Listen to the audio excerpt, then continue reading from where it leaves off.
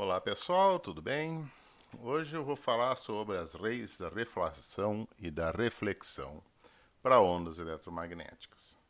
Então, para quem não lembra o conceito assim, eu recomendo que dê uma olhada antes da gente começar nesse vídeo aqui que mostra um experimento de refração de microondas. Então, quando as microondas passam por um meio, as microondas estão no ar, onde o índice de refração é 1, né? A razão entre a velocidade da luz do meio e a velocidade da luz é 1,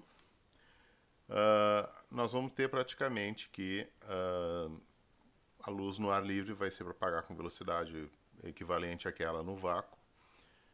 Então isso é refração unitária, porque é a razão da velocidade que a luz vai obter nesse meio em comparação com a velocidade da luz no vácuo absoluto, que é 2,99, né, aproximadamente 3 vezes 10 a 8 metros por segundo.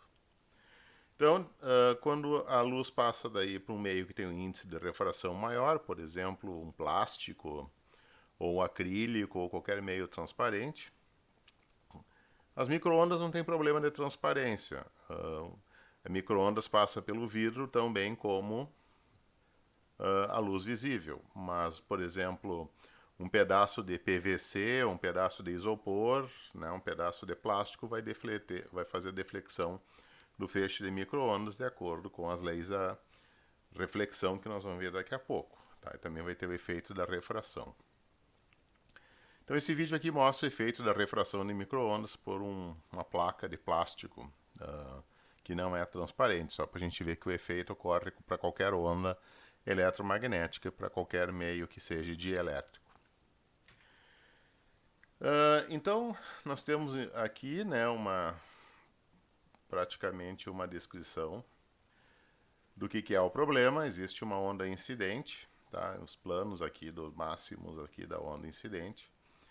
Bate numa superfície, né? Ela vem num meio que tem índice de refração N1, passa para um outro meio que o índice de refração é N2, a frequência é a mesma, mas o comprimento de onda obviamente diminui.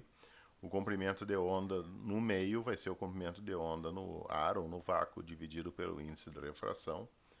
Tá? Então, como a velocidade diminui, né, o comprimento de onda praticamente vai ter que diminuir também para que fique inalterado a razão, né,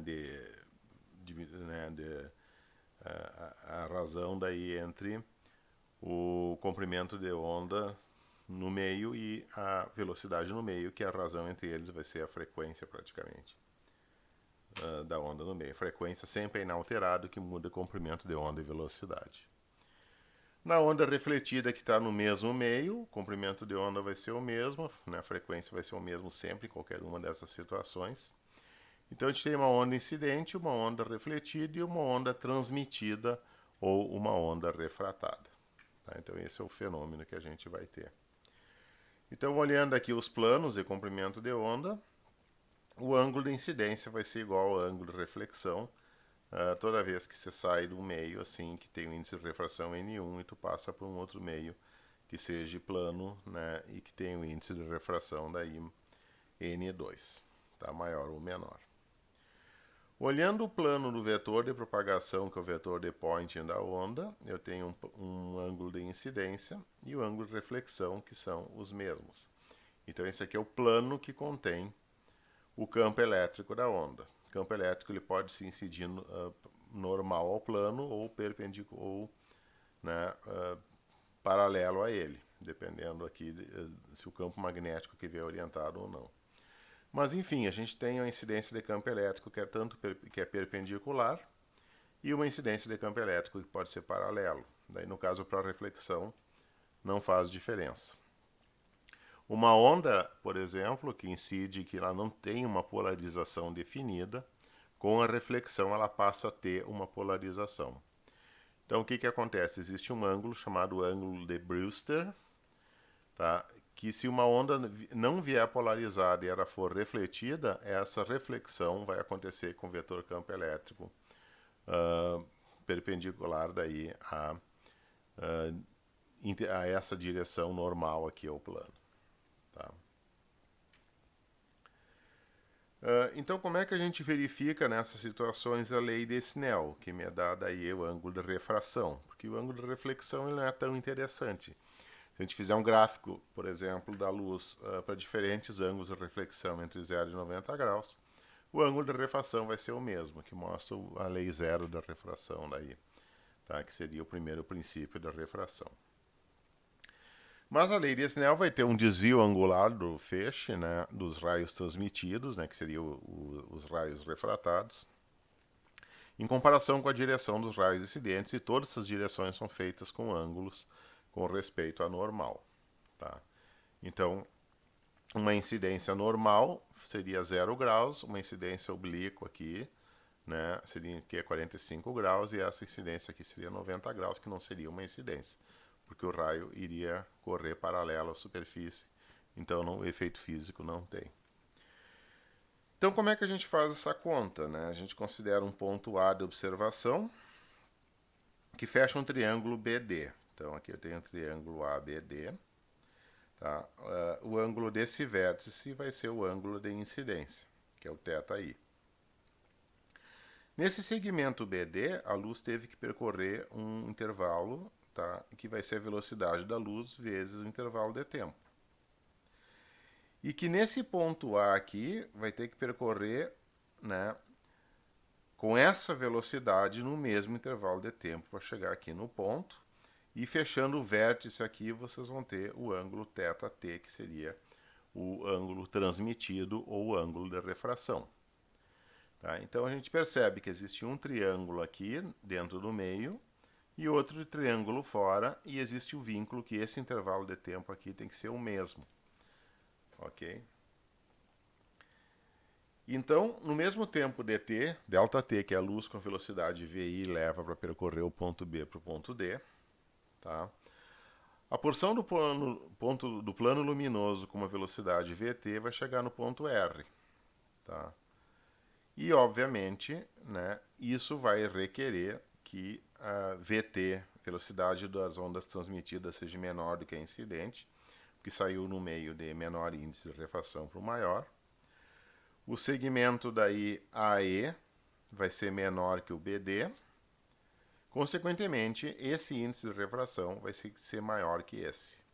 Então aqui a gente já tira algumas propriedades para que esse efeito aconteça, né, com respeito à dinâmica de voo dos planos de luz, que só vai acontecer um ângulo na direção desse eixo perpendicular, porque o índice de refração aqui vai ser maior que esse, o que requer daí uma velocidade, que a luz compense de alguma forma no mesmo intervalo de tempo.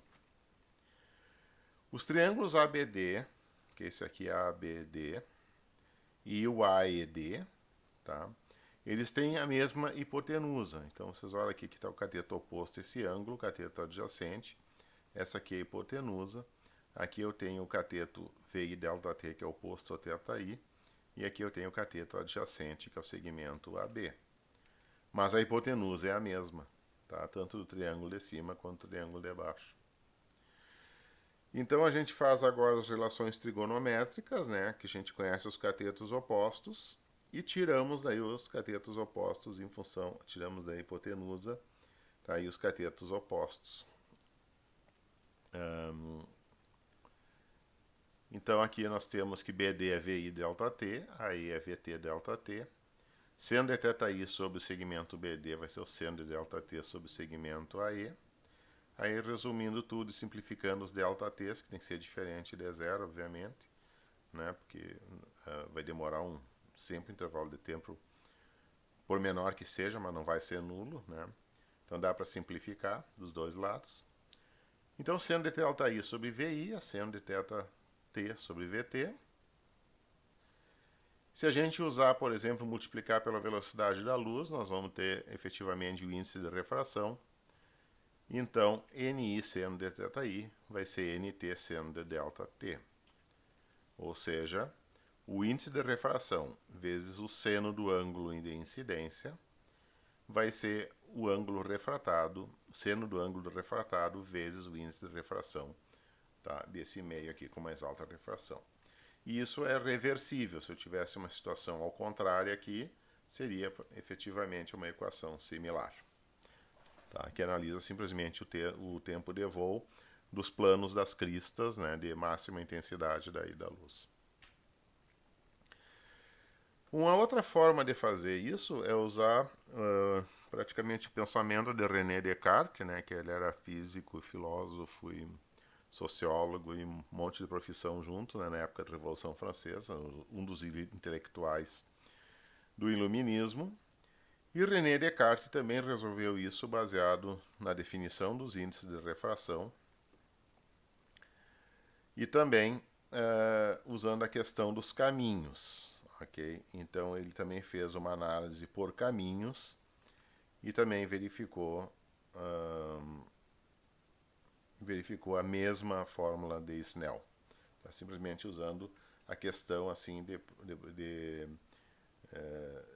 percursos daí com respeito de um círculo com uma incidência, uma distância entre o ponto desse círculo, né, que vinha o feixe luminoso, e essa incidência aqui.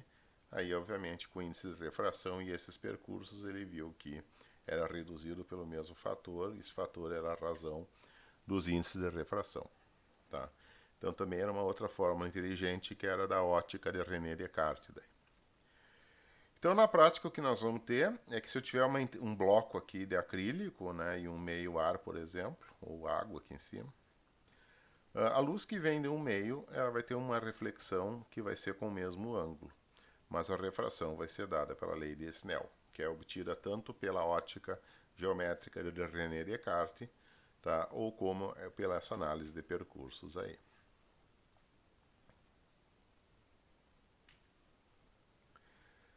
Pierre de Fermat também, ele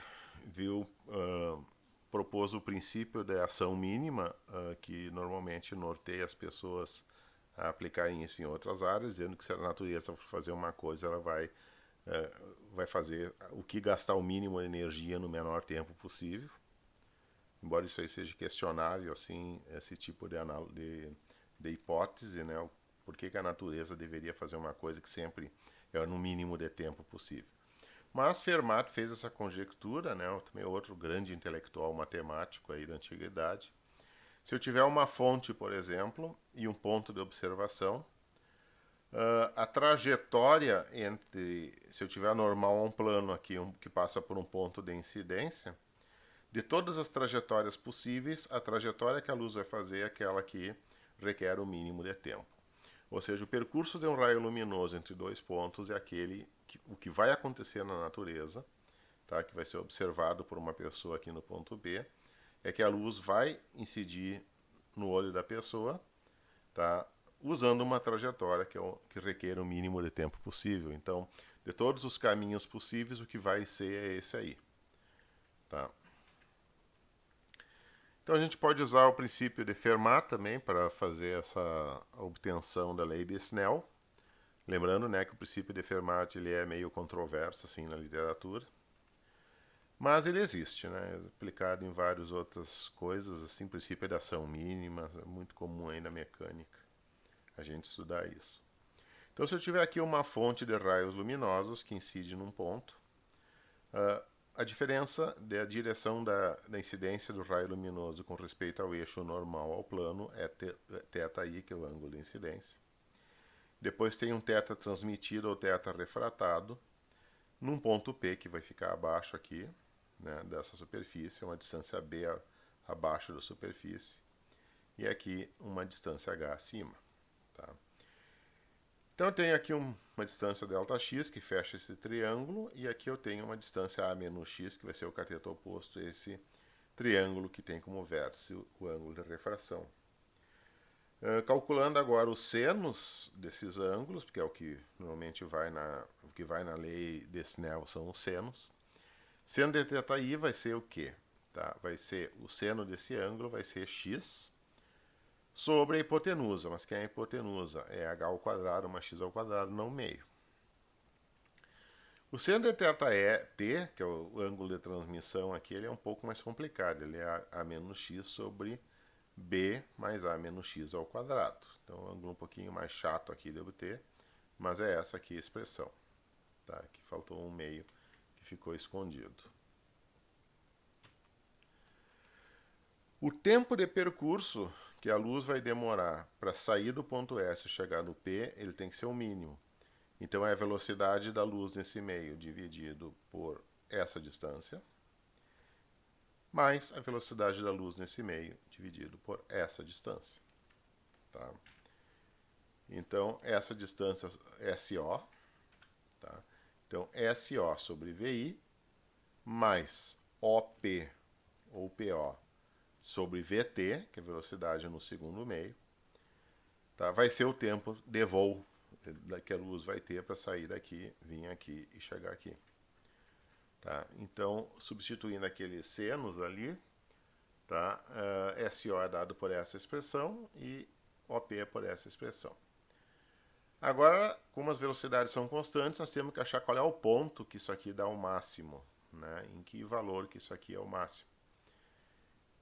Ou seja, né, obter efetivamente um valor de x aqui, ou a menos x, ou um valor b e um valor h que determine essas coisas, tá? Que determine o mínimo de tempo possível. Então, fazendo dt dx igual a zero, depois de ficar uma hora fazendo conta aqui, tá? A derivada dt dx é x sobre vi h ao quadrado mais x ao quadrado não meio, mais menos a menos x sobre vt b ao quadrado mais a menos x ao quadrado não meio. Olhando aqui anteriormente, a gente tem o seno de θi e o seno de θ refratado. Tá? Seno do ângulo de incidência, seno no ângulo refratado. E a gente identifica aqui como seno de θi sobre vi e aqui o seno de θz sobre vt. Então, seno do ângulo de incidência sobre a velocidade no primeiro meio incidente, tá? Vai ter que ser igual a menos x sobre b ao quadrado mais a menos x ao quadrado, que vai ser o seno do ângulo transmitido, o ângulo de refração, dividido por vt. Agora a gente sabe que multiplica pela velocidade da luz, a gente vai ter os índices de refração, né, que é v sobre c. Então já tiramos aqui também, né, n1 seno de θ1, ou ni seno de θi é igual a nt seno de θt. Também sai direto pelo princípio da ação mínima de Fermat.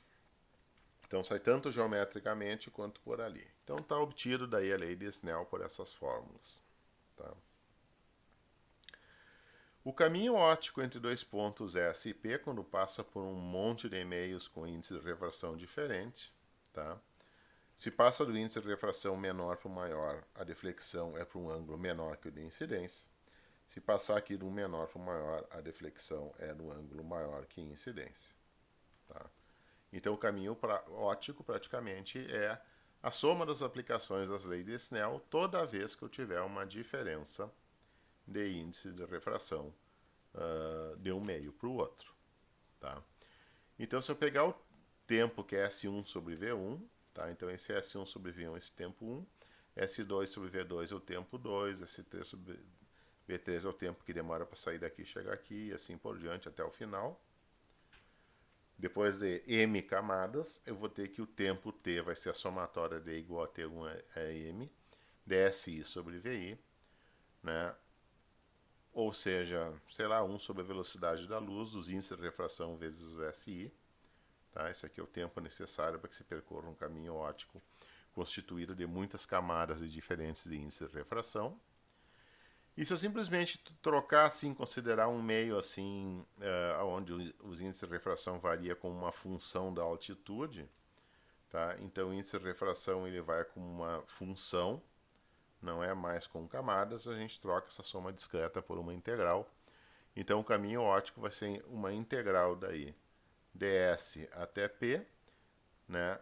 De que? De uma distribuição ndr, que seria NDS, o índice de refração em função do percurso, né, o diferencial de percurso integral do ponto S ao ponto P. Tá? Então, o caminho óptico ele é definido como sendo o percurso no vácuo que equivale à distância S, que a luz percorre entre dois pontos S e P em um meio com índice de refração N. Então, essas são as propriedades geométricas, né, que dão as trajetórias aí do fenômeno. Então, praticamente temos a lei de Snell e as suas manifestações teóricas. Mas a lei de Snell, ela tem uma coisa que ela não mede. Tá? O que ela não mede? Tá? Digamos que eu tenho aqui um campo elétrico incidente perpendicular e ele vai sair perpendicular ao plano. E se ele chegar paralelo ao normal, tá? Ele se chegar, por exemplo, fazendo um outro ângulo num outro plano, ele também vai sair com esse mesmo ângulo. Tá? Então a gente tem que ver, por exemplo, quando o campo elétrico ele incide, tá, com uma componente na direção dz ou uma componente na direção do plano xy. Tá? Ou seja, uma incidência perpendicular ao plano e uma incidência paralela ao plano. No que isso varia com respeito às intensidades, que é uma coisa que a lei de Snell não diz. Se eu tiver aqui uma intensidade inversa ao metro quadrado, pela lei de Snell, tu vai ter uma intensidade para cá e vai ter uma intensidade para cá. Então, obviamente, tem que ter uma conservação de intensidades, porque a gente não pode destruir luz assim, tá, para meios ideais. Então, o que a gente tem praticamente é que, na prática, considerar uma incidência com o campo, a componente y do campo coincidente com z, tá? E uma componente daí paralela a essa outra direção aqui. Tá? E verificar o que acontece. Então, uma incidência perpendicular, uma incidência daí paralela. Então, o que acontece com a intensidade da luz nesse ponto e nesse ponto em função do ângulo? Quem dá isso são outras fórmulas chamadas fórmulas de Fresnel. Tá? Que a fórmula de Fresnel é que vai me dizer como que ocorre essa reflexão e refração e qual é a fração, quantidade de luz que passa para o outro meio ou não. Tá? Então aqui eu tenho aqui um exemplo de campo elétrico incidente, obviamente, perpendicular a esse eixo normal. E se tiver aqui em cima, ele é paralelo ou a uma componente alinhada ao eixo normal. Tá? Então são duas situações diferentes dos campos eletromagnéticos, já que as ondas vão ter dois campos que são perpendiculares entre si, e esses Ks aí são o número de onda, né, que estão na mesma direção do vetor de Poynting, que é o produto vetorial de E com B. Tá? A intensidade da luz aqui, eu vou ter, digamos que eu pegue um segmento aqui, eu vou ter A cosseno de θi, e aqui A cosseno de θr. E aqui eu vou ter A cosseno de ΔT. Tá? Porque a quantidade de luz tem que se espalhar igualmente num cilindro de incidência que vai se dividir em dois aqui, quando passa por uma junção daí. Tá? Aí, fazendo uma análise geométrica e vendo a intensidade da luz, a gente define os coeficientes de transmissão e reflexão. Isso usando uma teoria eletromagnética lá na ótica um pouco mais avançada. Então, o módulo vetor de Poynting, que vai me dar a intensidade em watts por metro quadrado, né, vai ser praticamente o vetor de Poynting médio, que é Cε0 sobre 2 E0 ao quadrado, que a gente tinha lá das teorias das ondas eletromagnéticas. E nós vamos ter a densidade de fluxo radiante, que é a densidade da luz em watts por metro quadrado, que é praticamente I é a intensidade incidente, e R é refletida e T é transmitida. Só troca aqui o índice e vê qual é dos campos aqui, amplitude dos campos, que vai ser o campo da onda incidente, o campo da refletida e o campo da transmitida. A potência da luz incidente vai ser dada por essa quantidade, a refletida por essa e a transmitida por essa. Se eu fizer a razão entre a intensidade da luz refletida pela incidente, isso vai ser a refletância de uma interface dielétrica, o coeficiente de reflexão. Se eu fizer agora a potência da luz transmitida dividida pela incidente, essa quantidade vai ser a transmitância de uma interface dielétrica. Ou seja, quanto maior a transmitância, mais luz vai passar para o outro lado na hora que for refletida e menor vai ser a reflexão. E enquanto que aqui, quanto maior for o coeficiente de reflexão, mais luz vai ser refletida para o meio 1 da onde a luz veio. E menos vai ser passada para o interior, que seria o meio 2, onde tem a radiação transmitida. Ok? Então, se a gente somar essas duas intensidades, né, nós vamos ter, para uma incidência perpendicular e paralela dos campos elétricos, nós vamos ter daí uma relação de RT, que é dada em função dos índices de refração, ou seja, o coeficiente de a refletância, tanto para campo elétrico paralelo como perpendicular, vai ser o mesmo valor. Isso os cálculos vão mostrar eventualmente.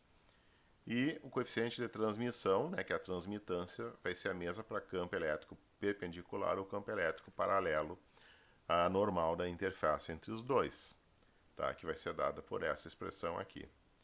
Se eu somar R mais T, por exemplo, tá, R mais T tem que ser igual a uma unidade, tá, porque não tem luz destruída.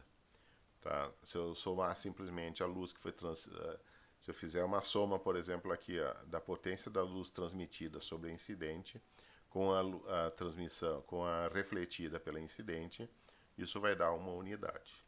A menos que tenha havido uma absorção devido ao próprio material, porque os materiais reais eles absorvem a luz. O material das contas ele só tem propriedade de refração, ele não absorve nada. Mas enfim, as equações de Fresnel funcionam como quando o meio não tem permeabilidade magnética, é igual ao do vácuo.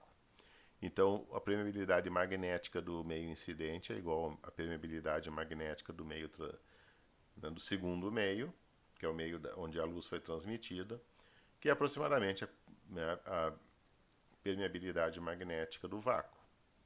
E a permissividade dielétrica que vai dar a variação do índice de refração. Então, é uma propriedade dielétrica que dá a reflexão e a refração, tá, por meio de variações dos índices, não é a componente magnética.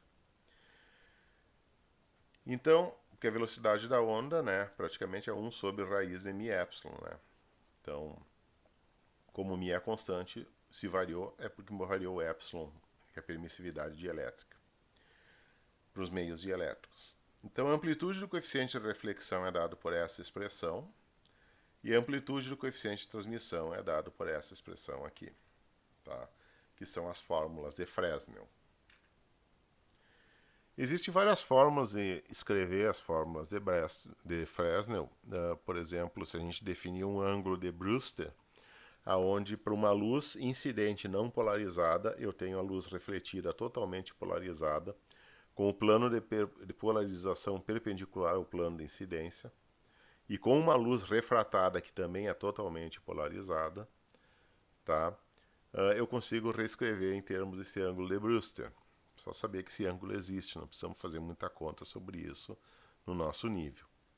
E vai ocorrer sempre uma redução na intensidade do feixe luminoso transmitido em comparação com o incidente, tá?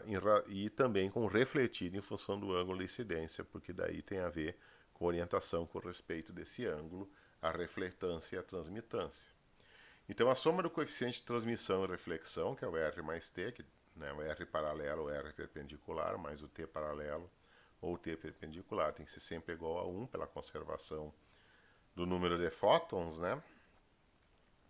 Então o coeficiente de transmissão R vai ser dado por essa expressão, tá? Que é o coeficiente de transmissão usando o ângulo de Brewster, que a gente não vai trabalhar aqui, só saber que existe isso. E quando a gente não trabalha com polarização, né, a refletividade e a transmissividade é dada por essas formas variantes também, né, da lei de Fresnel, que são essas duas aqui. Também você pode chegar numa variação aqui, tá? Que são dadas por essas duas expressões aí. A gente pode ver meio isso no dia a dia quando a gente olha a refletância, tá? Se eu tiver qualquer superfície em contato com o ar, tá, para incidência normal, a refletância vai depender do índice de refração dessa superfície. Então, quanto maior for o índice de refração, mais próximo de um espelho ela fica. Se eu pegar, por exemplo, a superfície da água, que é 1,4, então mais ou menos por aqui, né, eu vou ter aproximadamente 8%. Tá? E se eu pegar acrílico, que é 1,49, quase 1,5, vai ter também ali em torno de uns 8% também, 7 a 8%. Então, água e acrílico, que tem um índice de refração entre 1,4 e 1,5, vão refletir 8% da luz. Então, 8% da luz incidente é bastante luz. Tu consegue tirar uma foto do que está do outro lado, por exemplo. Tá? E quanto maior for o índice de refração, mais com cara de espelho vai ficar. Então, se eu quiser um espelho muito bom para estudos de ótica, eu tenho que fazer um material transparente com um índice de refração que seja pelo menos 3 vezes o índice de refração do ar. Tá? Então, fazendo materiais transparentes, mexendo com índice de refração, a gente consegue daí fazer espelhos dielétricos. Né? Tá? E aqui é o que interessa, né? O que interessa aqui praticamente é a refletância e a transmitância. Então, o que é a refletância? A refletância é a intensidade da luz refratada dividido pela incidente, e a transmitância é a refratada pela incidente também, né? A transmitida pela incidente, desculpa. Somando as duas tem que dar 1. Então, em qualquer ponto para diferentes ângulos de orientação, diferentes ângulos de incidência, eu tenho que ter efetivamente a soma de cada ponto para cada ângulo tem que dar 1. Então, para 30 graus, esse valor de R mais esse valor de T tem que ser igual a 1. 60 graus, esse valor de R mais esse valor de T tem que ser igual a 1 e assim por diante. Então, em qualquer ponto dessas curvas de reflectância e transmitância, somando tem que dar 1. Tá? E aqui está mais ou menos para o índice de refração, né, do segundo meio de 1.5. Aí vocês percebem assim efetivamente que até um ângulo de 60 graus de incidência não tem muita alteração na intensidade da luz, tanto na transmissão quanto na reflexão. Mas à medida que o ângulo passar de 60, vocês vão começar a ter muita luz refletida, pouca luz, menor luz refratada daí. Tá? Então, comprovar as fórmulas de Fresnel é praticamente fazer um gráfico, né, da intensidade relativa dos feixes luminosos e verificar efetivamente se depois de 60 graus o ângulo de incidência eu começo a ter uma variação bem mais brusca e se até 60 graus eu tive praticamente a mesma coisa. Então essa é uma das fórmulas de verificar que as fórmulas de Fresnel funcionam sem fazer nenhum cálculo. Tá? Então vamos ver alguns outros pontos. Né? Para fazer os experimentos a gente usa um dispositivo chamado banco óptico, que é praticamente uma fonte de luz colimada, assim, um feixe de luz, que vai incidir com um ângulo com respeito à normal, tá? E eu vou ter daí o ângulo de refração. Então, se eu tiver um ângulo de refração, aqui não tem um material, mas certamente vai depender da razão do índice de refração desse meio transparente com respeito ao outro meio, tá? Com essa meia-lua aqui, né, que se chama Half Moon Brick, né? Vai chegar um ponto onde, para um determinado ângulo de incidência, o ângulo de refração vai correr, né, vai correr alinhado com a junção dos materiais. Então, a luz ela vai viajar assim, perpendicular, vai viajar praticamente dentro aqui do material e não vai sair fora mais, não vai ter refração, só vai ter uma condução infinita da luz por esse meio.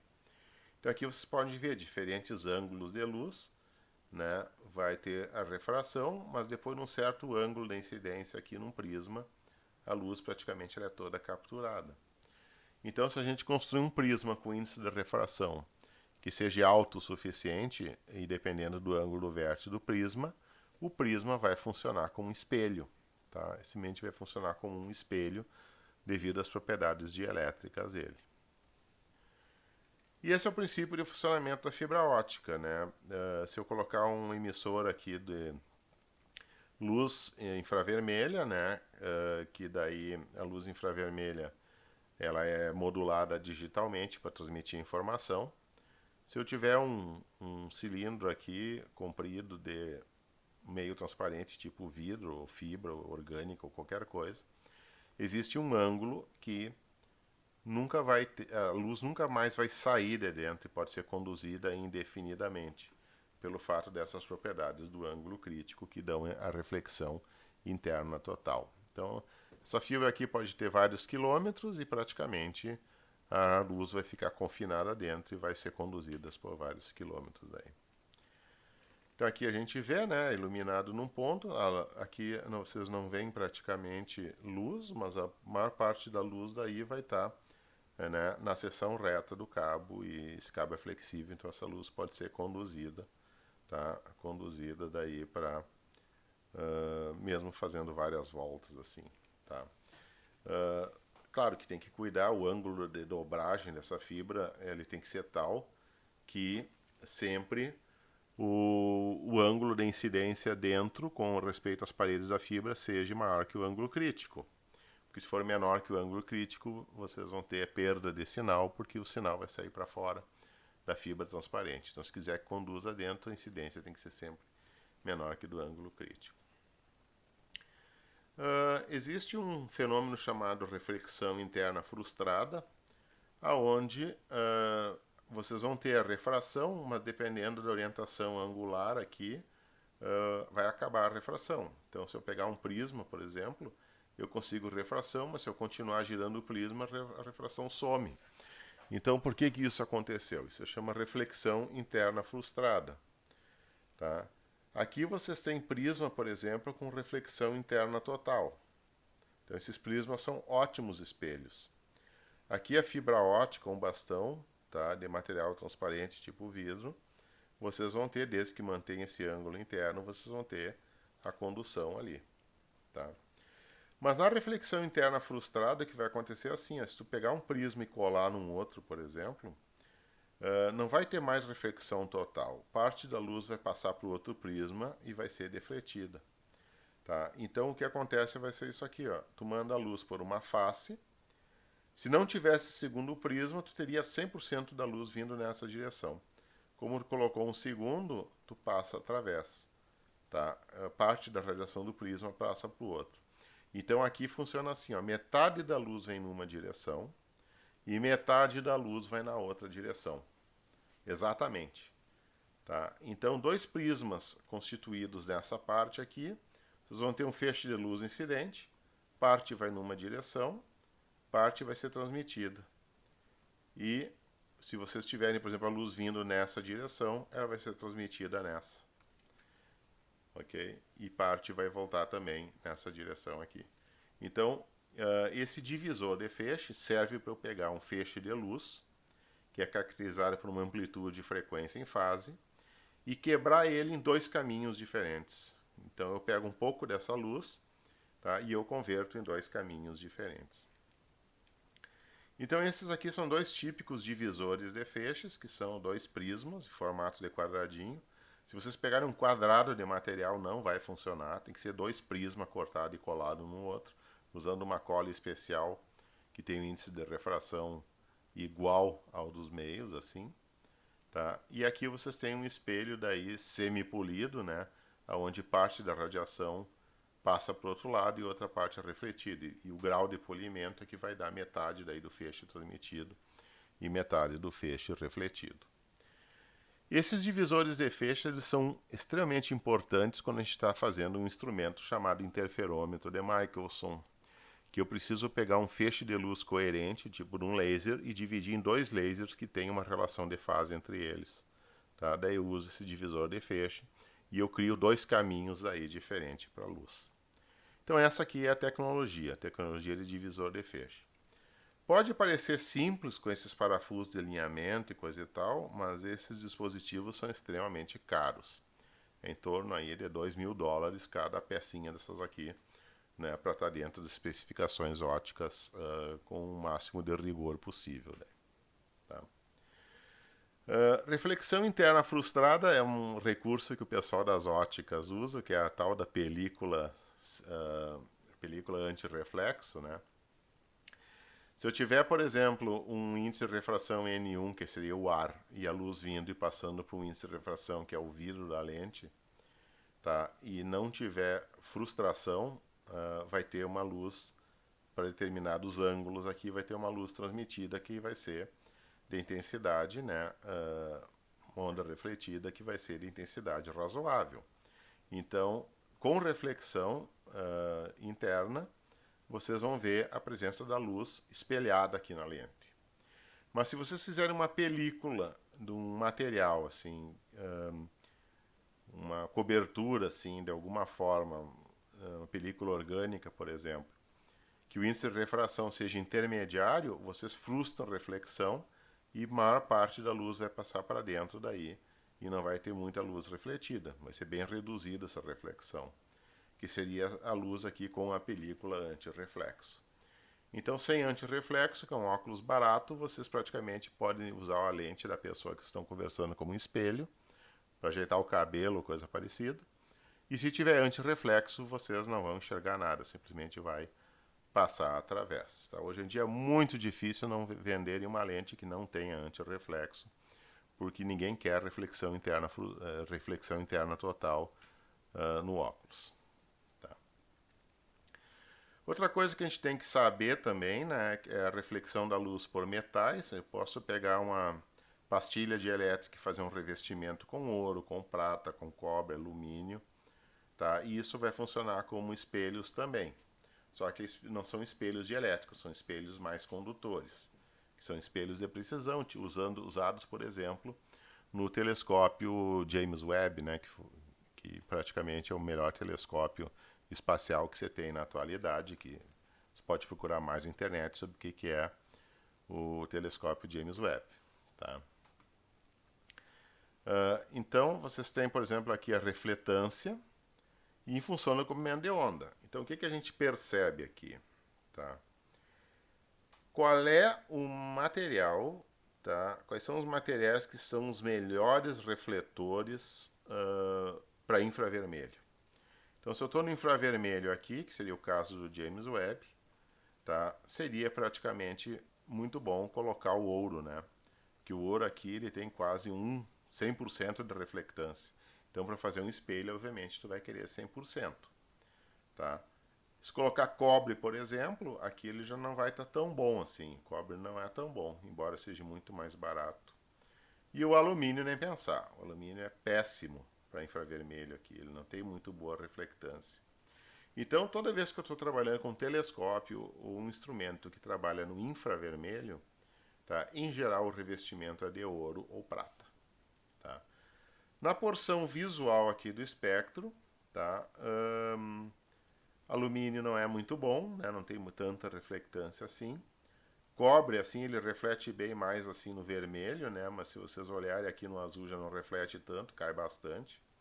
Ouro também não é bom como espelho na porção visual do espectro eletromagnético. Então, se vocês quiserem um espelho praticamente bom para vocês se enxergarem, melhor material é a prata. Tá? Então, espelho com película de prata atrás, né? Ele é um espelho que praticamente vai ser muito bom. Só que daí vai ser muito caro. Então, normalmente o pessoal coloca cromo, né? Ou alumínio, porque daí acima de 90% fica aceitável a reflexão, a pessoa pode efetivamente trabalhar. Tá? E se eu tiver aqui no infravermelho, né, entrando no ultravioleta, desculpa, próximo aqui, vocês vão ver que a prata, o ouro e o cobre não são tão bons, mas o alumínio é. Tá? Então, se vocês estiverem fazendo um laser ultravioleta, é melhor usar espelho de alumínio. Se vocês estiverem fazendo algum laser na faixa visível, é melhor usar um espelho de prata. E se vocês estiverem no ultravioleta, é melhor usar um espelho de ouro ou prata. Então, para fazer projetos em ótica, são as características da reflexão da luz por metais em função da banda espectral do comprimento de onda da luz que vocês querem trabalhar. São limitações técnicas devido à natureza dos materiais, isso não tem como fugir. Então vamos ver o banco óptico rotativo que nós vamos trabalhar. Então nós vamos ter uma meia-lua aqui de acrílico, né? Que o índice de refração nós vamos ter que determinar pelo ajuste da lei de Snell, adotando que o índice de refração no ar é 1. Vocês vão ter o ângulo de incidência e vocês vão ter o ângulo de refração. Então ajustem o ângulo de incidência em função do o ângulo de refração em função do ângulo de incidência, tá? E usando essa geometria aqui para verificar efetivamente o índice de refração do material. Aqui diz vidro, mas na prática eu vou ter um de acrílico aqui para a gente poder trabalhar. Tá? Então a ideia é girar esse dispositivo, variar esse ângulo para o laser fixo, tá? E verificar esses ângulos e fazer o ajuste gráfico daí de seno de θi e seno de θr e obter daí, pelo ajuste, o índice de refração do acrílico, assumindo que o índice de refração no ar é igual a 1. Então essa parte A do experimento é a comprovação da lei de Snell na reflexão e na refração. Então aqui estão os objetivos, né? Usando um banco óptico rotativo, um bloco semicircular de acrílico e uma fonte laser de amplitude constante, varia o ângulo de incidência e anote os valores do ângulo de reflexão e refração medidos a partir do eixo normal ao plano de uma interface ar-acrílico. Usando um papel milimetrado, faça o gráfico do ângulo de reflexão em função do ângulo de incidência e encontre o coeficiente angular dessa reta de ajuste. O que tu conclui sobre, né, as relações entre esses ângulos aí? Tá? Depois faça o gráfico do seno do ângulo de refração versus seno do ângulo de incidência. Obviamente, para o item 2, vocês vão querer provar que é a mesma coisa, né? Só olhar em que parte do experimento que está essa informação e fazer as medidas. Depois faça o gráfico do seno do ângulo de refração versus seno do ângulo de incidência para comprovar a lei de Snell. Ajuste uma linha reta aos pontos e obtenha o coeficiente angular. O coeficiente angular dessa reta vai ser um indicativo da razão do índice de refração do acrílico com respeito ao ar, e o índice de refração do ar é igual a 1. Então dá para determinar o índice de refração do acrílico. Depois fazer uma medida ali, né, calcular o ângulo crítico de reflexão interna total com interface de acrílico-ar. Então vai calcular usando a lei de Snell, né, e depois vai verificar se fecha isso aí, já que você já sabe o índice de refração de acrílico quando chega nesse ponto, que foi obtida no item 3 acima. E no mesmo gráfico do item 3, usa a interface acrílico-ar. Então vocês estavam indo do ar para o acrílico, agora reverte, vai do acrílico para o ar, ao invés da interface ar-acrílico, e refaça a análise. Tem que verificar como que a lei de Snell varia nessas duas condições experimentais. Se a gente sai do índice de refração menor para o maior, ou índice de refração maior para o menor. Aí é só observar a coleta de dados daí para ver isso. E na parte B, a comprovação das fórmulas de Fresnel, né? Nós não vamos fazer muitas contas. Lembrar, essa aqui é a definição do ângulo crítico, né? E esse gráfico aqui embaixo, tá? Esse gráfico aqui embaixo, ele vai ser praticamente o que vai nortear a gente, né? Simplesmente coletando alguns pontos para alguns ângulos aqui e verificando, por exemplo, né, passando uma curva, ver se a gente obtém uma curva igual a essa. Se obteve uma curva igual a essa, a gente comprovou a lei de Fresnel. Então é só colocar alguns pontos e traçar uma linha entre eles daí. Então vamos lá. Usando a interface ar-acrílico, meça a intensidade da luz refletida e transmitida usando o banco óptico para diferentes ângulos. Só que a gente vai usar um sensor tipo LDR, que ele vai te dar uma resistência elétrica em quiloohms. Pegando a ficha técnica do LDR, que você pode olhar na internet, LDR GL5528, vai ter a ficha técnica que vocês vão ter daí a intensidade em lux e como que varia a resistência para essa intensidade lux. Só que vocês não estão trabalhando com todo o espectro visível, vocês estão trabalhando com laser que vai ser um comprimento fixo, daí tem que usar a correspondência do lux para o watt por metro quadrado. E determinar a equação que tu coloca a resistência, eleva numa potência, multiplica por uma constante e vai ter dado aí os teus watts por metro quadrado.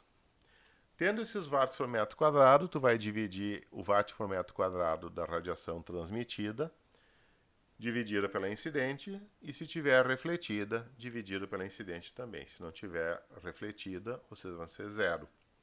A intensidade vai ser zero. Não é que não tem ponto, é que é zero mesmo. Não está lá significa que é zero. Tá? Então, fazer essa calibração do LDR já foi feito aí no outro experimento dentro aqui da mesma pasta. Quando a gente fez a análise lá da lei de Planck, né? Que daí tivemos que obter o watts por metro quadrado em função daí da temperatura do filamento, para a cor vermelha, para o filtro vermelho. Lembra aquele experimento que praticamente a análise é a mesma, só que agora mudou o LDR. Então refaço aquela fórmula do LDR que vai ter dado aí a intensidade em função da resistência elétrica. Tá? Depois calculo o coeficiente de transmissão e reflexão. O coeficiente de transmissão é a intensidade da luz transmitida dividido pela intensidade da luz incidente. O coeficiente de reflexão vai ser a intensidade da luz refletida dividido pela incidente. Se não tem, é zero. Tá? Em termos dos índices de refração entre dois meios, para incidência normal, só para ver se bate o valor. Em um papel milimetrado, coloque seus pontos experimentais e superponha as curvas previstas pela fórmula de Fresnel. Na realidade, só coloca os pontos experimentais e meio que coloca, traça as curvas de Fresnel por cima. Não precisa ficar calculando e colocando, fazer um programa de computador que calcule pela fórmula de Fresnel e superponha nos pontos. Faz uma coisa meio analítica no papel milimetrado, mais artisticamente, que já funciona para esse propósito aqui. E agora interpreta seus resultados em cima dessa teoria vista, né, e discuta prováveis fontes de erros experimentais, e que são muitas. Né. Tomara que a precisão seja adequada, que possibilite vocês enxergarem todas essas fórmulas físicas que têm envolvidas no processo de propagação e transmissão de ondas eletromagnéticas.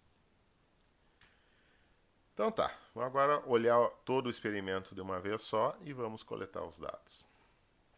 Então, vamos ver primeiro, né, a interface, no caso, ar acrílico, e no segundo momento, a interface acrílico-ar.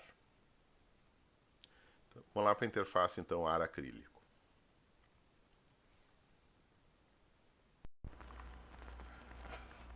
Bom, então, para fazer a realização do experimento, a gente dispõe aqui de um multímetro que está medindo a resistência nos terminais do LDR. Tá? Esse LDR ele tem características assim muito bem definidas, que possibilita a gente converter a resistência elétrica que está sendo medida aqui em quiloohms. Então aqui está marcando no momento 13.460, alguma coisa quiloohms, né? 13K. Permite a gente converter essa resistência para lux, e daí usando a conversão que nós já aprendemos, assim, né, de lux para watts por metro quadrado. Dentro da banda do visual, a gente pode ter da intensidade da radiação luminosa que incide sobre a ponta aqui desse sensor. Tá? Então, esse sensor tem aqui um revestimento de cádmio, né, óxido de cádmio, que daí faz com que... sulfeto de cádmio, desculpa, que faz com que a gente tenha essa intensidade. Então essa medida aqui de resistência vai ter que ser convertida em watts por metro quadrado, usando a ficha técnica do fabricante desse sensor aqui. Tá? Que ele é um sensor LDR do tipo GL5528. Então para isso a gente vai ter aqui um banco, né? Um banco giratório, né? Te permite girar. A gente vai colocar essa peça aqui, que é uma peça de acrílico em forma de meia-lua. Ok? Então ela encaixa aqui dentro por meio de um ímã. Tá? E aqui nós temos um laser, um diodo laser, que daí ele é alimentado por duas baterias, tá? E tem uma chave aqui. Então vamos ligar. Ok? Ligando a gente já tem o feixe laser. Então vamos fazer o ajuste aqui para que fique bem perpendicular, tá?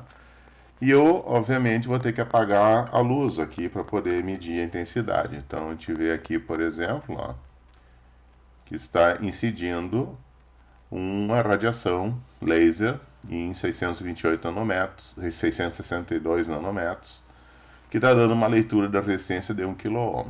Tá?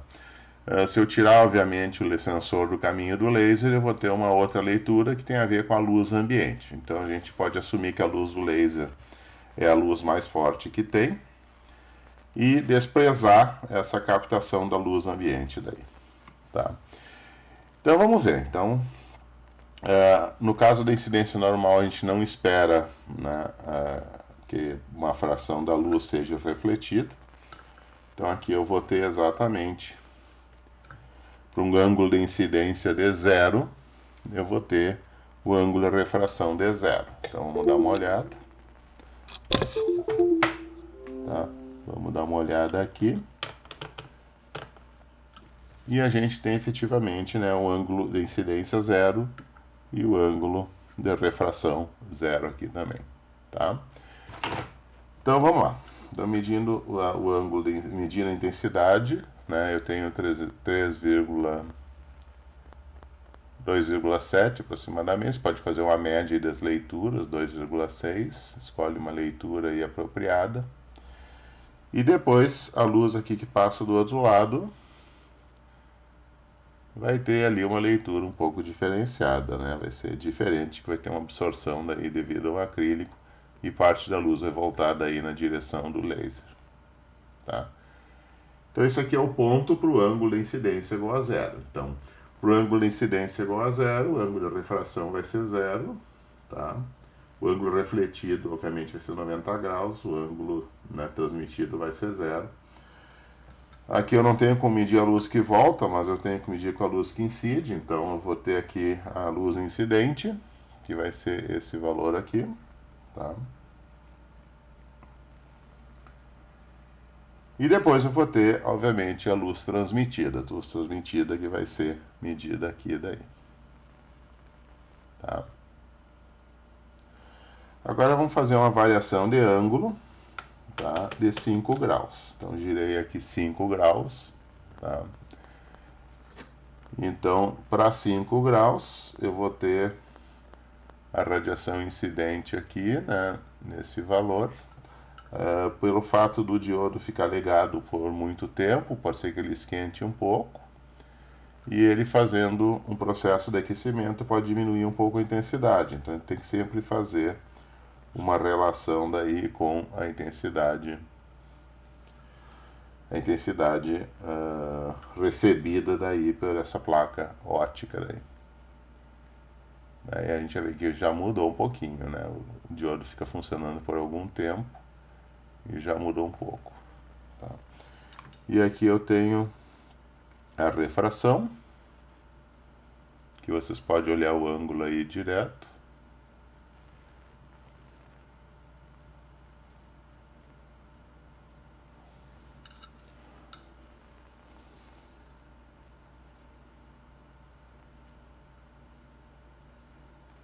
Será que eu vou ter luz refletida? Bom, para saber se eu tenho luz refletida, a gente vai ter que desligar tudo e eu não consigo enxergar uma luz, um feixe de luz refletido aqui. Mas se a gente girar mais um pouco, colocar aqui 10 graus, tá? Para 10 graus aqui eu vou ter essa intensidade da radiação. Trocar um pouco a faixa. 13,6 ohms, quilo-ohms. E aqui vai ter esse valor aqui em quilo-ohms.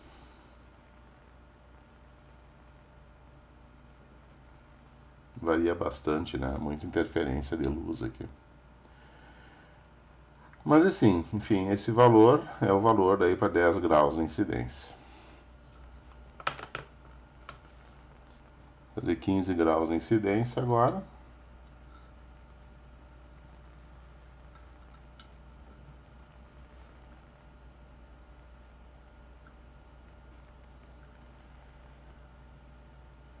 Esse valor aqui, então em torno aí de 30 kΩ, né? Eu tive que mudar uma escala agora há pouco, vocês devem ter percebido isso. E aqui nesse ponto eu vou ter mais de 20 kΩ, obviamente.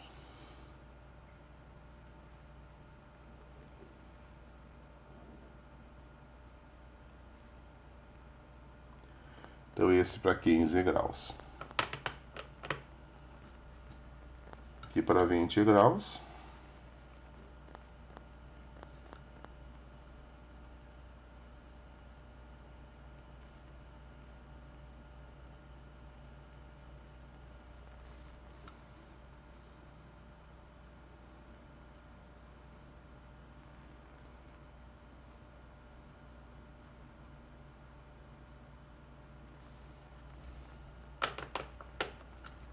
25 graus.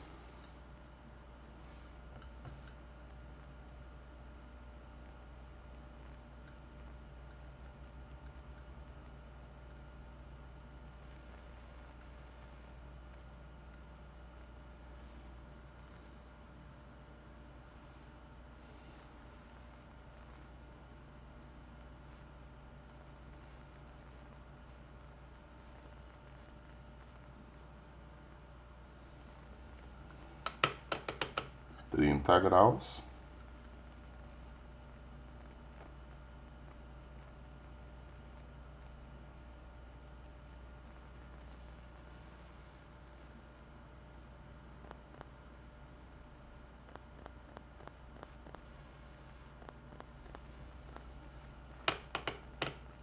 Trinta e cinco graus.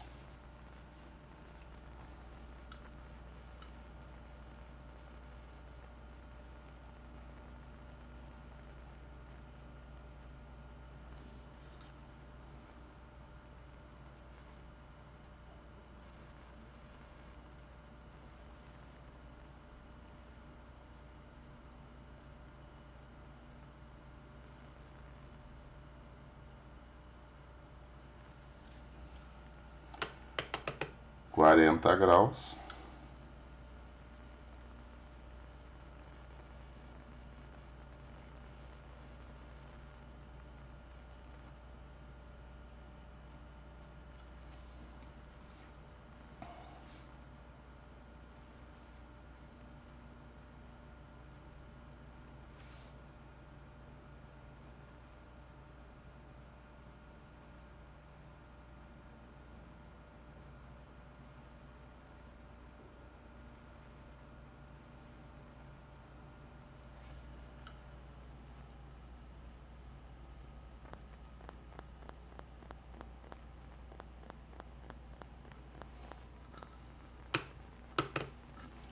Quarenta e cinco graus.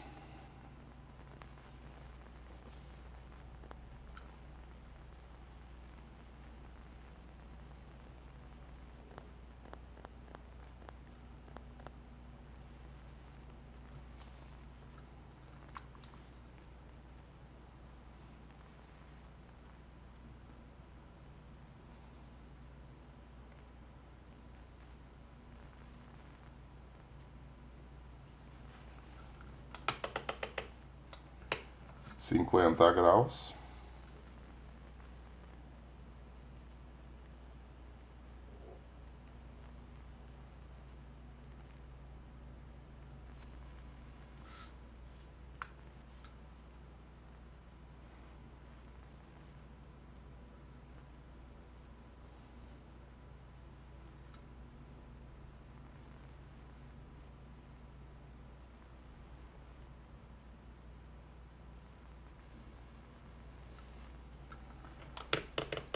Cinquenta e cinco graus.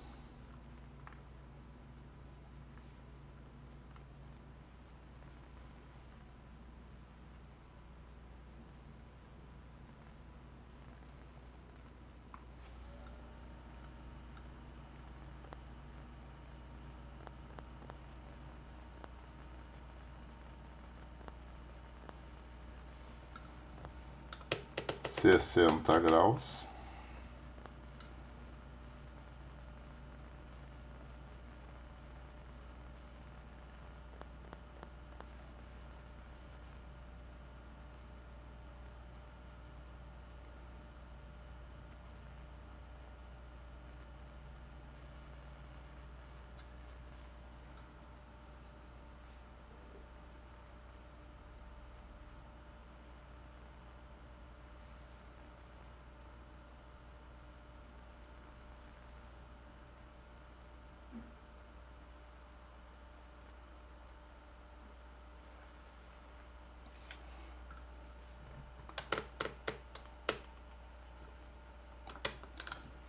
Sessenta e cinco graus.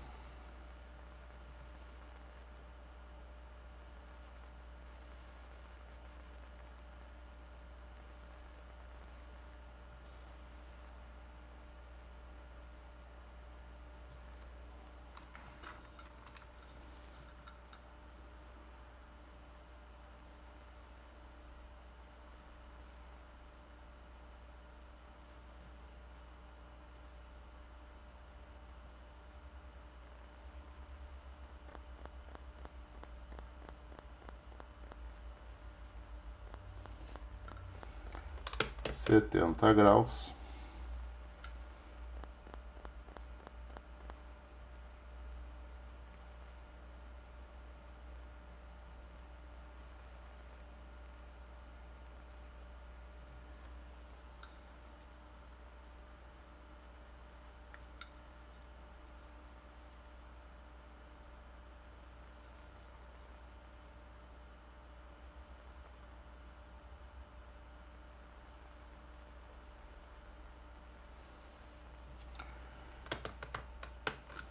Setenta e cinco graus.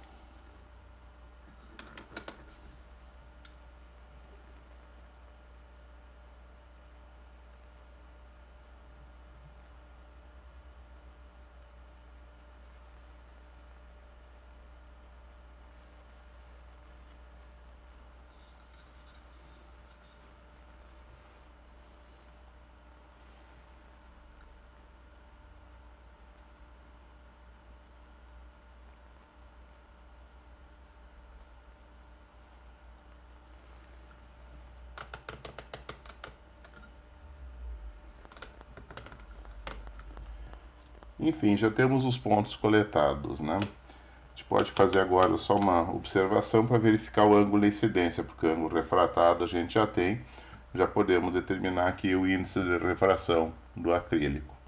Só que daí, e também comprovar as leis de Fresnel pelas diferenças daí de intensidade da luz transmitida com respeito à luz incidente.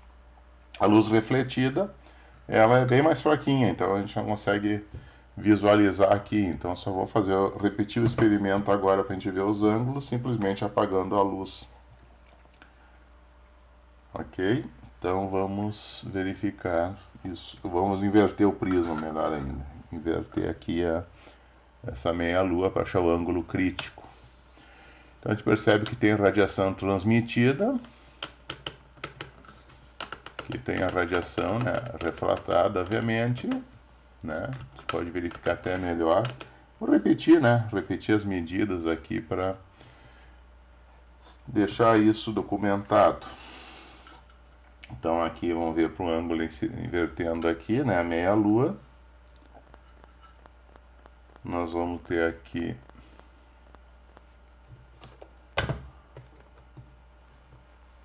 esse valor de intensidade da luz. Tá? Aqui está medida em 13,2 kΩ. Daí tem que fazer uma conversão daí para watts por metro quadrado, né? Usando as curvas do LDR, dado pelo fabricante.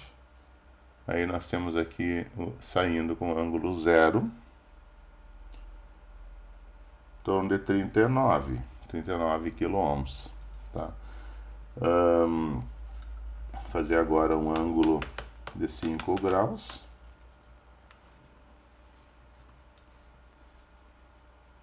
Melhor, vamos fazer assim. Um ângulo de 5 graus. Então, intensidade incidente aqui vai ser esse valor. E aqui a gente vai ter a refratada.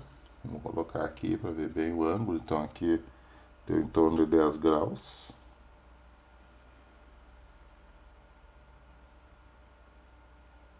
Tá, agora parece que as medidas estão um pouco melhores.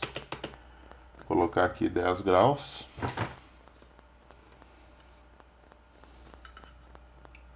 Então aqui tem a intensidade incidente e a intensidade refratada aqui. Então 10, 15, em torno de 17 graus aqui. Né? Entre o 15 e o 20, mais ou menos 17. Vou pegar só valores intermediários para isso. Vamos agora colocar em 15 graus.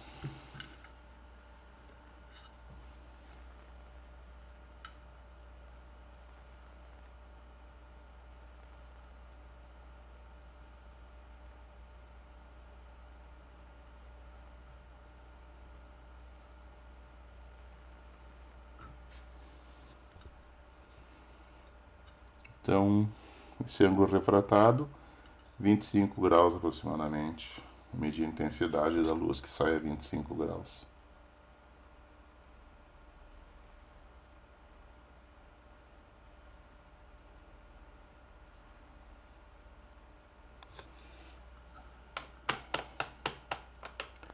20 graus.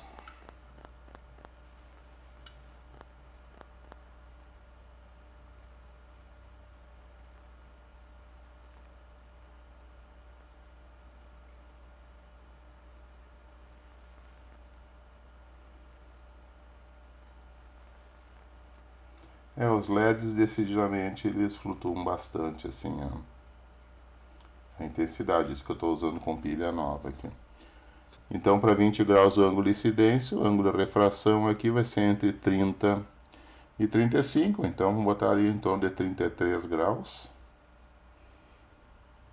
Medir a intensidade da luz em cima, né? Você pode ver que eu estou bloqueando o feixe aqui com o sensor.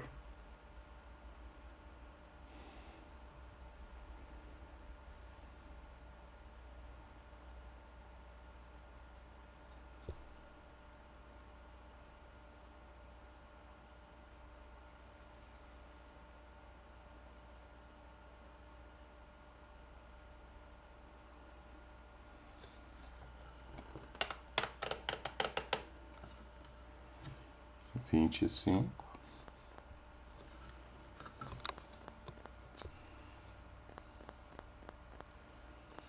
Então, em torno aqui de entre 40 e 45.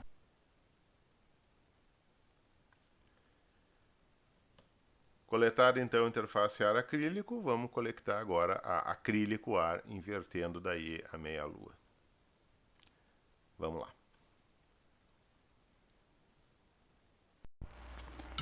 Então tá, então agora vamos fazer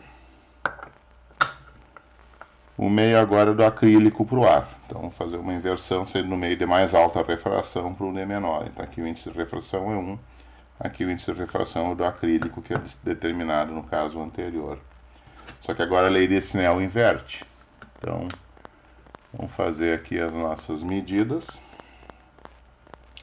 Isso aqui é a intensidade da luz incidente.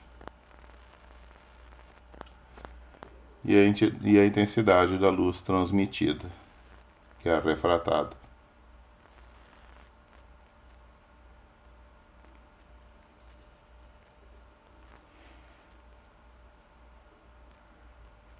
Interceptando bem o feixe. Agora, colocando a 5 graus.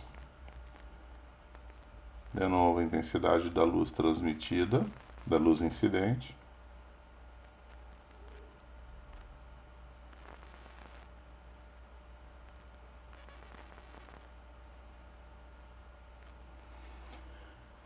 E aqui a intensidade da luz refratada.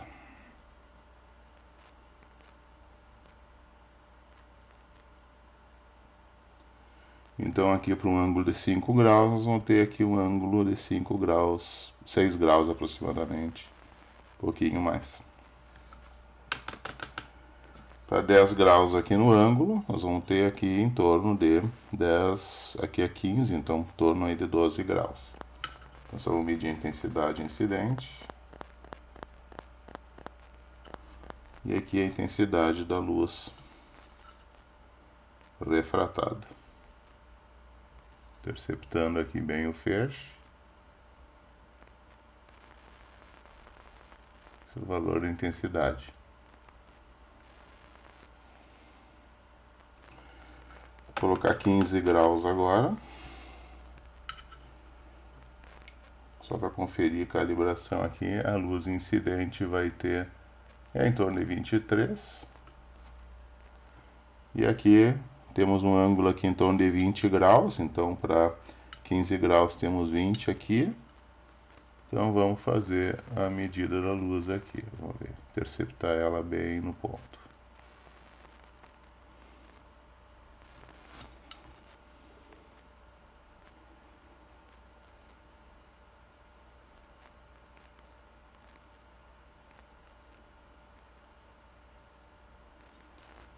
Feito. Agora 20 graus. Então o ângulo de incidência aqui está no 20, ó.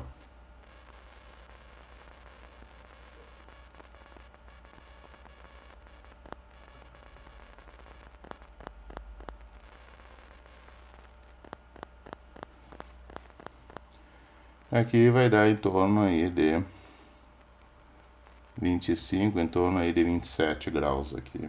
Então vamos fazer a medida no mesmo ponto. Aqui.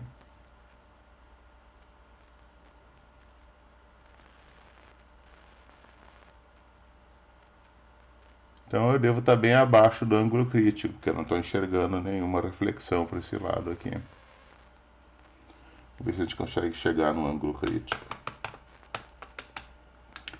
25 graus de incidência.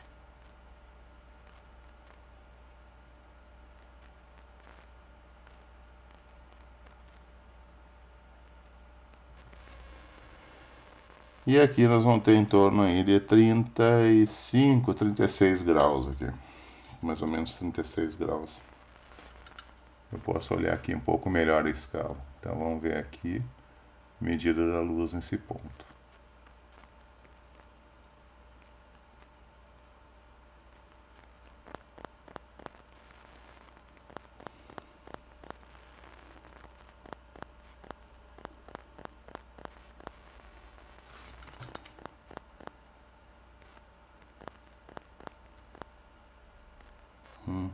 Deu. Agora vamos fazer 30 graus. Intensidade incidente aqui vai ser mais ou menos aquele mesmo valor de antes, né? Tá em torno de 16 aqui, 16 kΩ. Aqui o ângulo aqui vai estar em torno aí de 45 aqui, né? Mais ou menos 44 graus aqui, 45. Vamos medir aqui a intensidade da luz nesse ponto. Vou chegar aqui mais perto.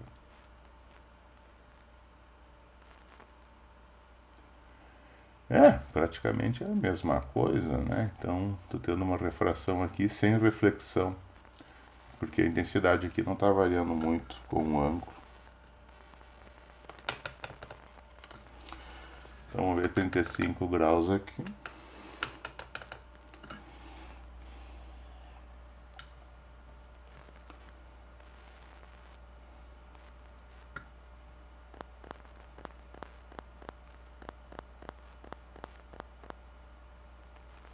Essa intensidade incidente. E vamos ver aqui a intensidade refratada. Que aqui já deu 54 graus, mais ou menos, 53 graus. Interceptando bem no meio aqui entre o 50 e o 55.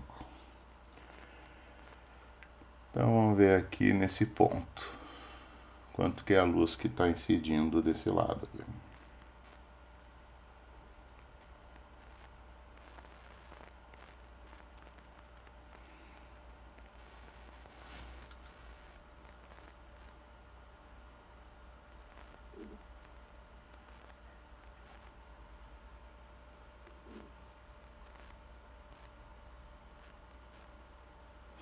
Já reduziu.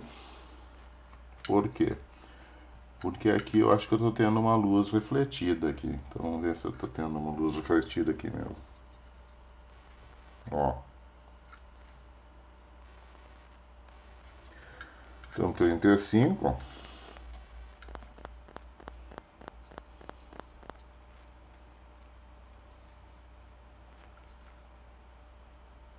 Estou tendo alguma luz entrando aqui, definitivamente. Já começou a dar intensidade em um certo ponto aqui. Mas vamos tentar melhorar isso, vamos para 40 graus. Então 40 graus já consigo enxergar o feixe aqui, na reflexão. E o da refração está do outro lado, agora já consigo enxergar os dois feixes. Então vamos ver quanto que é isso quantitativamente.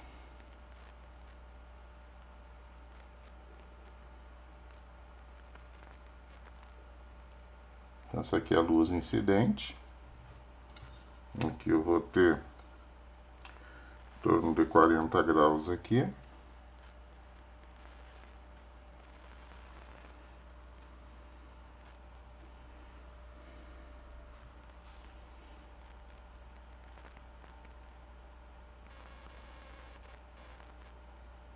Ó, já tem luz aqui, ó. Definitivamente eu estou detectando luz. Eu sair para o lado não tem nada, sair para o outro não tem nada, mas aqui eu já consigo detectar radiação luminosa.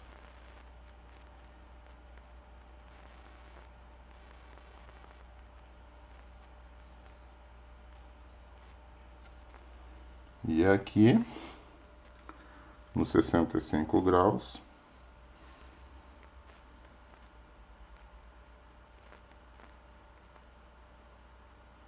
já reduziu a intensidade da luz.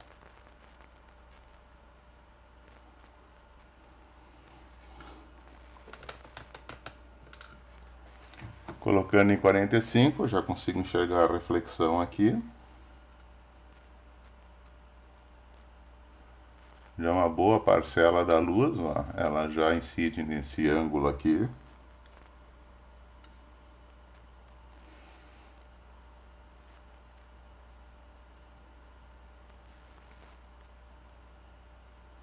Isso aqui é a radiação incidente.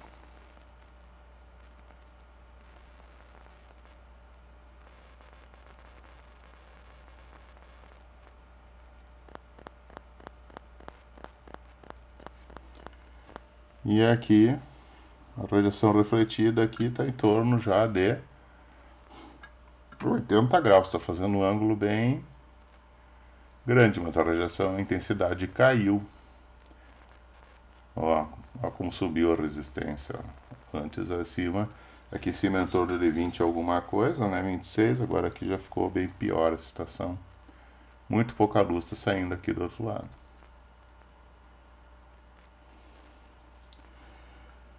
Aumentando mais um pouquinho, 50 graus. Aí praticamente desapareceu a luz desse lado aqui. Tá? Só percebe aqui, ó, que eu não consigo detectar mais nada desse lado. Ó, então não tem mais luz vindo para esse quadrante. Então praticamente toda a luz que está aqui está refletida por esse lado. Nós temos uma reflexão interna total entre o acrílico e o ar. Então só vamos verificar as intensidades.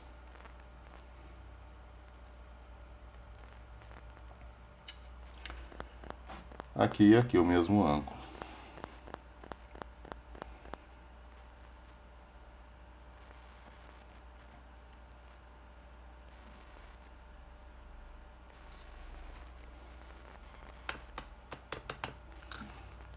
Aqui continua o mesmo ângulo de incidência, o ângulo de reflexão. Então isso aqui eu estiver medindo 13.7, 14. Aqui eu vou estar medindo, fazer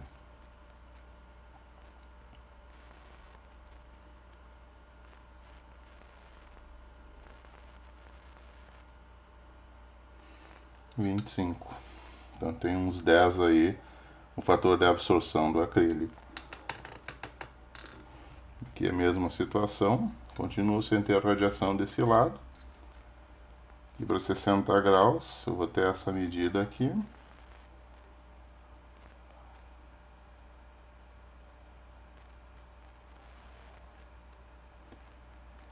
E aqui,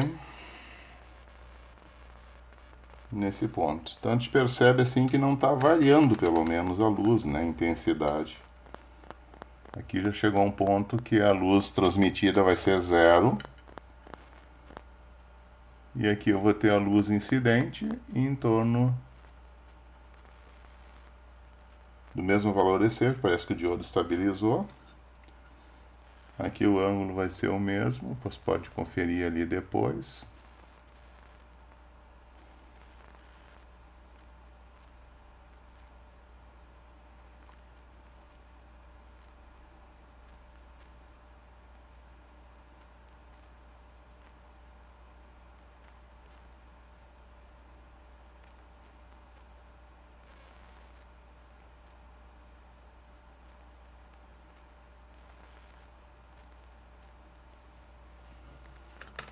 Então agora eu vou ter praticamente reflexão total sem luz transmitida. Então esse aqui é o ângulo crítico. Vamos ver então quanto é que é o ângulo crítico.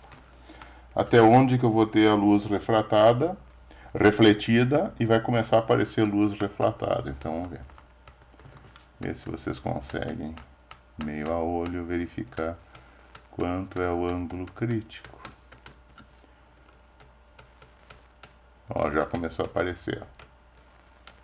Então esse ângulo aqui é o ângulo crítico.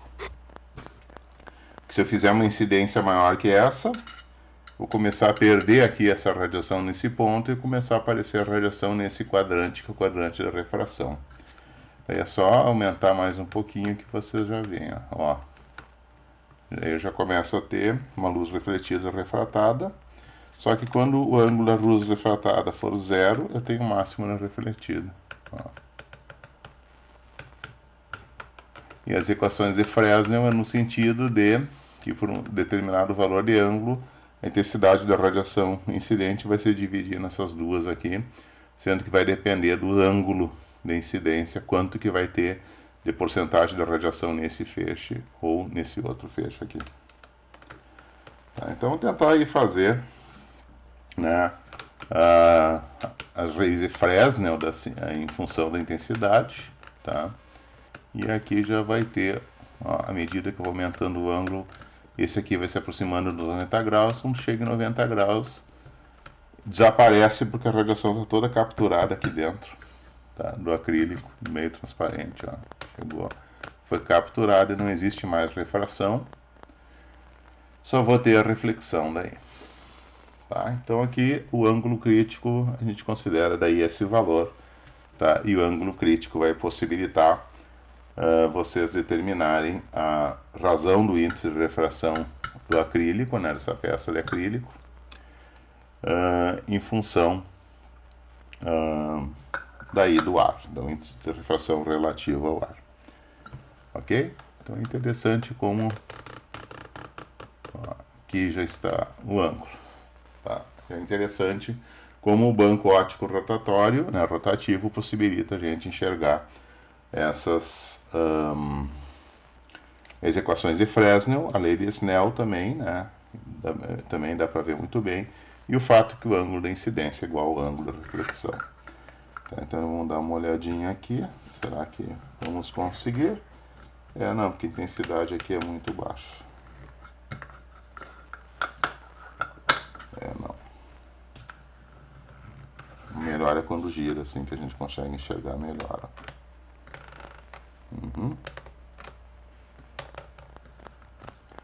Ok? Então, repetindo, do acrílico para o meio, para o ar livre, aparece o ângulo crítico. Então, do índice de refração maior para maior, começa a aparecer o ângulo crítico daí, onde não existe mais refração. Agora, do menor para o maior, não vai aparecer isso. Ok? Mas aqui, obviamente, eu não vou conseguir medir direito essa luz, porque a luz praticamente vai ocorrer refração em todo o domínio angular do ângulo de incidência, tá? Mas daí eu só vou conseguir medir a intensidade para uns ângulos de abertura um pouco maiores aqui. Tá? Vamos ver se a gente consegue medir pelo menos para deixar isso pronto, tá? Então aqui eu vou ter, já que eu vou ter alguma coisa,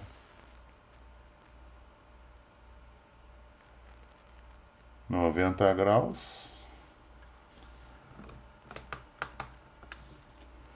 85 graus,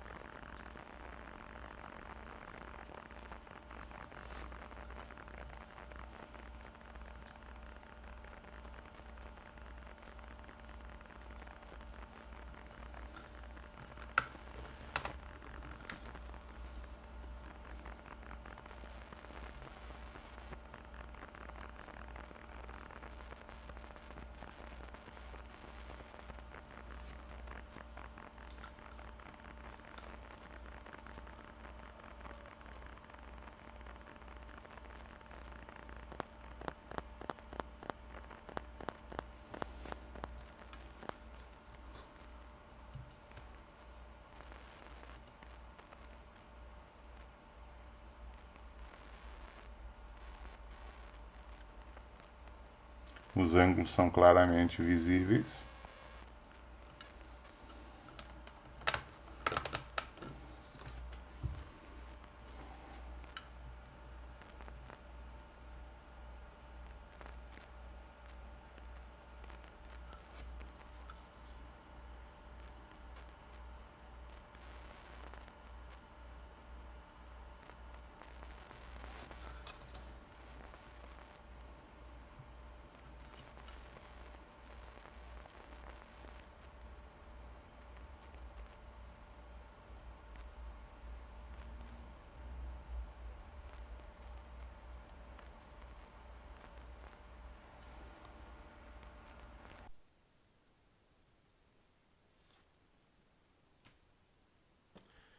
Então era isso, né?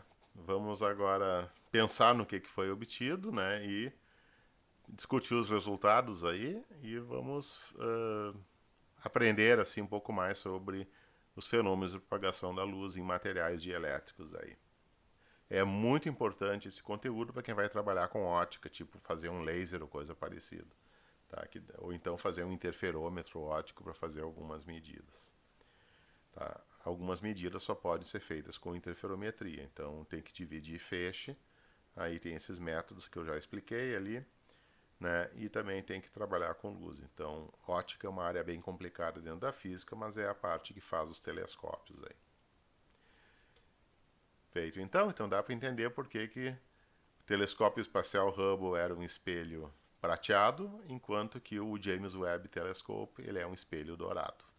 Porque um trabalhava em comprimentos de onda óptico e o outro trabalha, né, e os dois trabalham ainda em comprimentos de onda no infravermelho. Daí as curvas de reflectância são diferentes dependendo da frequência para esses dois materiais. Feito então, gente. Bons estudos. Um abraço para todo mundo. Qualquer coisa, né, escreve aí nos comentários que eu respondo aos questionamentos técnicos daí. Tchau, tchau.